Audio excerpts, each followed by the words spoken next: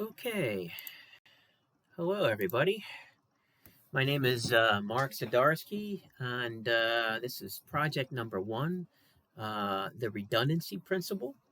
I'd like to first state this that most of these slides here on this presentation will adhere to the redundancy principle in some form or another, except when it's intentionally there to contrast against it. All right, let's begin. The best way to start off would be to define the redundancy principle. So the redundancy principle can basically be summed up with the idea that people will respond better and gain more information from a recorded on-screen presentation that utilizes graphics and audio alone compared to using on-screen text, graphics, and audio together. The redundancy principle contrasts greatly with the learning styles hypothesis, which is based on a common sense argument stating that instruction needs to be flexible and must fit different learning styles.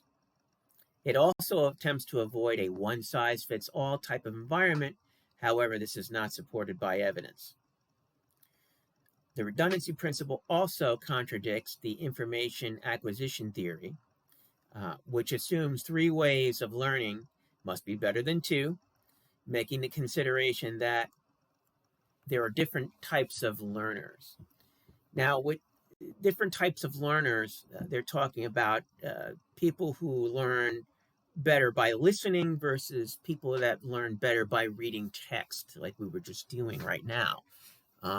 And that's been the argument. So if we're trying not to prefer one type of learning style to the other so we don't handicap someone else, we put them both there. So what Richard Meyer found later on that this was not the case. So the redundancy principle is backed by multiple studies which suggest that adding redundant on-screen text will indeed hurt learning outcomes. So this is an adaptation from our textbook, the Clark and Meyer book. But this is that particular piece is actually adapted from Richard Meyer's earlier work, Cognitive Theory of Multimedia Learning, originally in 2001, and then once again in 2005. Basically, the idea is that there are two channels of reception when it comes to learning from a multimedia source, such as a video like this one. So you have a phonetic channel, which is your hearing, your ears, and your visual channel, which is governed by your eyes. So your verbal narration will go through your ears and be processed into memory using your ears. But if you have pictures and graphics and on-screen text combined with verbal narration, the visual channel will be overloaded because your eyes will be competing between visual cues such as pictures and graphics and the text itself. And so you don't really cement the information in your mind as well. And so we have this cognitive overload. Unhampered, in other words, when you take out the on-screen text, the pictures and graphics were combined with verbal narration and integrated into your long-term memory. So from there, you remove that piece and learning outcomes are much better. So as an example, this is an example of what not to do. This is an early PowerPoint slide that we use to teach some of our astronomy students in our astronomy club. And this is about the formation of the solar system, the formation of the Earth and Moon and whatnot. So this particular slide is talking about how the Moon formed. And you can plainly see on the left that the printed text is competing for your eyes. At the same time, the the visual graphics are. I'm not going to go into reading this at this point. I will in the next slide when we look at it all cleaned up. But you can clearly see that you can't process this unless you're sitting at home reading it. So I will first read the text so to give you context. The most widely accepted in current theory is that of the early Earth colliding with a Mars-sized planetary body, now named Theia, early in the Earth's history, about 4.53 billion years ago.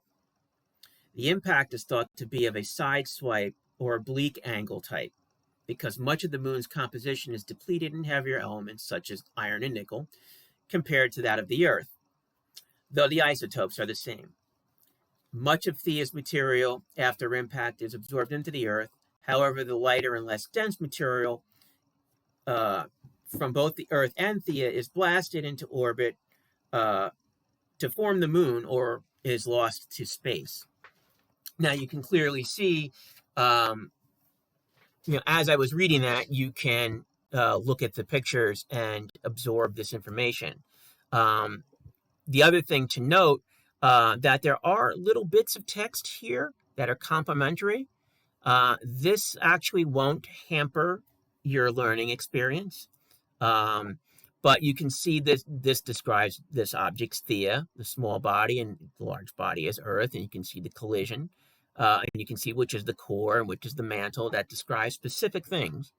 The mantle, part of the mantle gets ejected out and tears away to form the moon, and the core material sinks to the center of the Earth and becomes part of the Earth. You can also see that in these pictures here, and they describe particular things. This is a rendition of what the Earth and Moon looked like afterwards. It's a complementary experience and complementary detail. So some of the watch-outs of the redundancy principle. When should redundant on-screen text be used, and when do you want to avoid it? So redundant on-screen text can be used when there are no pictures and just words alone, thus keeping the visual channel free from being overloaded, just like the first few slides we used in this slide presentation.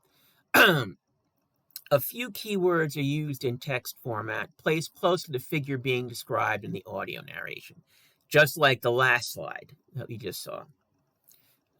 If the recording can be stopped and restarted, the learner has the ability to control the pace, and that's another exemption.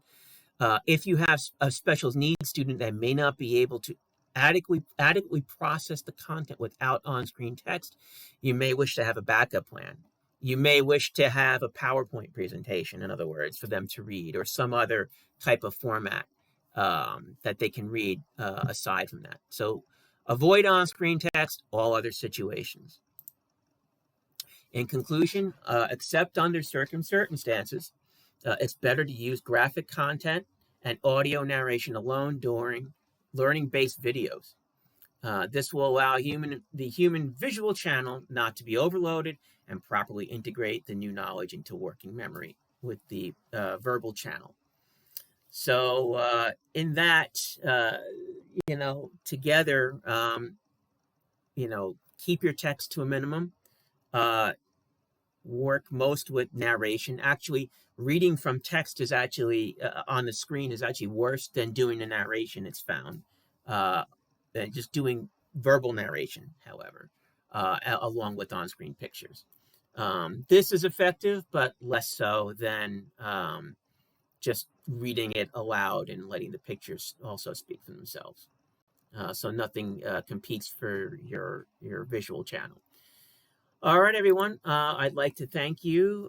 These are the references are Meyer's original paper and then the Clark and Meyer book. Thank you and have a good one.